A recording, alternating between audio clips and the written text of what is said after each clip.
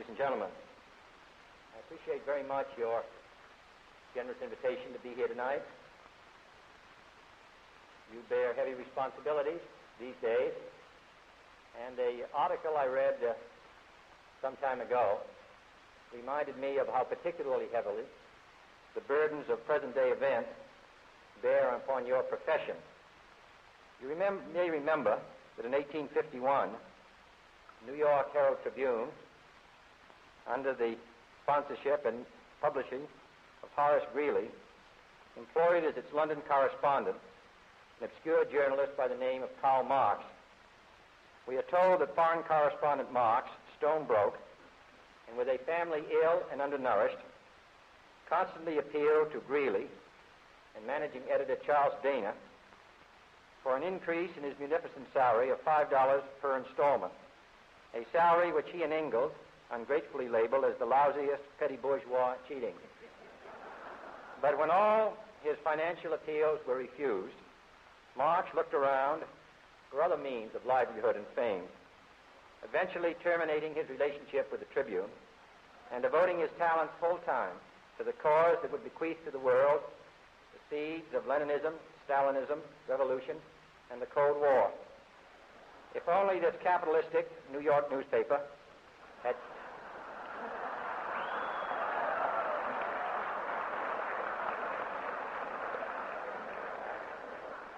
treated him more kindly, if only Marx had remained a foreign correspondent, history might have been different. And I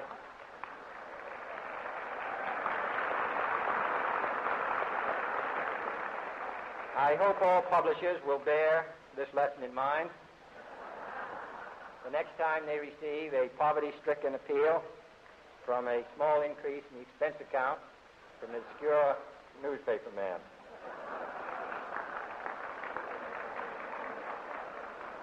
I have selected as the title of my remarks tonight, The President and the Press. Some may suggest that this would be more naturally worded, the President versus the press, but those are not my sentiments tonight. It is true, however, that when a well-known diplomat from another country demanded recently that our State Department repudiate certain newspaper attacks on his colleague, it was unnecessary for us to reply that this administration was not responsible for the press, for the press had already made it clear that it was not responsible for this administration.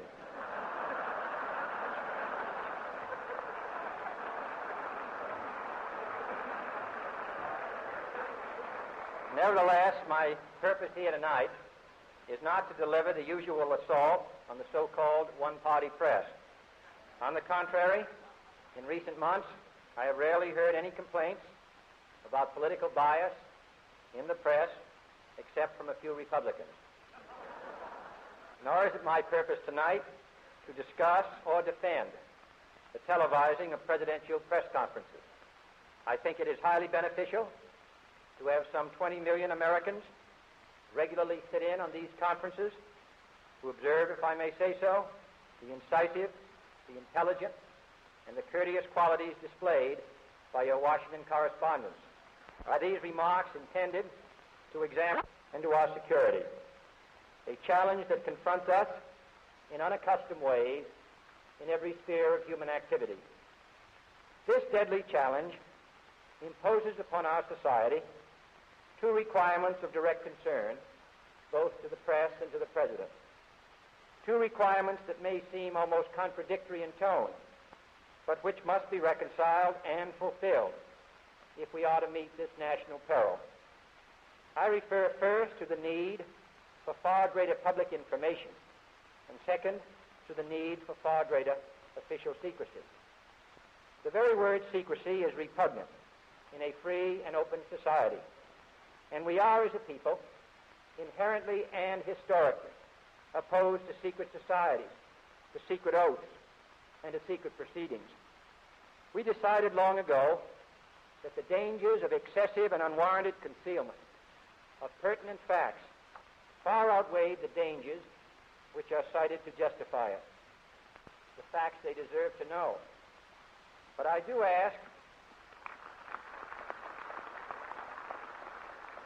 But I do ask every publisher, every editor, and every newsman in the nation to re-examine his own standards and to recognize the nature of our country's peril. In time of war, the government and the press have customarily joined in an effort based largely on self-discipline to prevent unauthorized disclosures to the enemy. In times of clear and present danger, the courts have held that even the privileged rights of the First Amendment must yield to the public's need for national security. Today, no this kind of attack, as well as outright invasion. For the facts of the matter are that this nation's foes have openly boasted of acquiring through our newspapers information they would otherwise hire agents to acquire through theft, bribery, or espionage.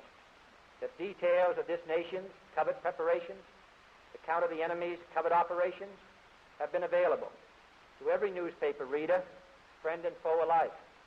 That the size, the strength, the location, and the nature of our forces and weapons, and our plans and strategy for their use, have all been pinpointed in the press and other news media to a degree sufficient to satisfy any foreign power, and that in at least one case, the publication of details concerning a secret mechanism whereby satellites were followed required its alteration at the expense of considerable time and money.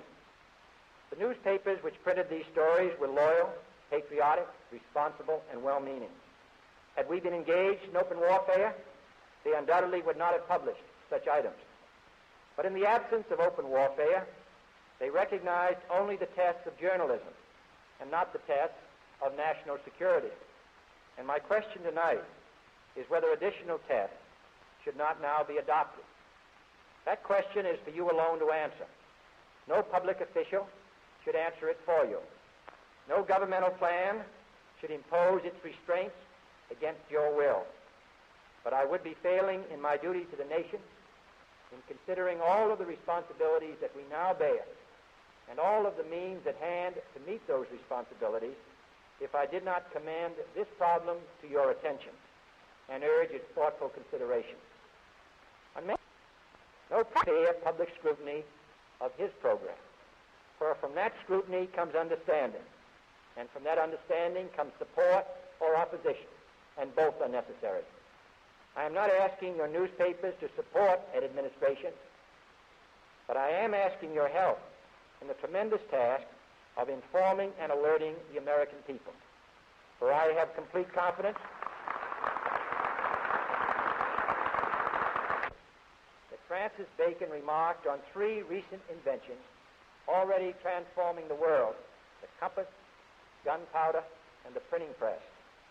Now the links between the nations, first forged by the compass, have made us all citizens of the world, the hopes and threats of one becoming the hopes and threats of us all. In that one world's effort to live together, the evolution of gunpowder to its ultimate limit has warned mankind of the terrible consequences of failure.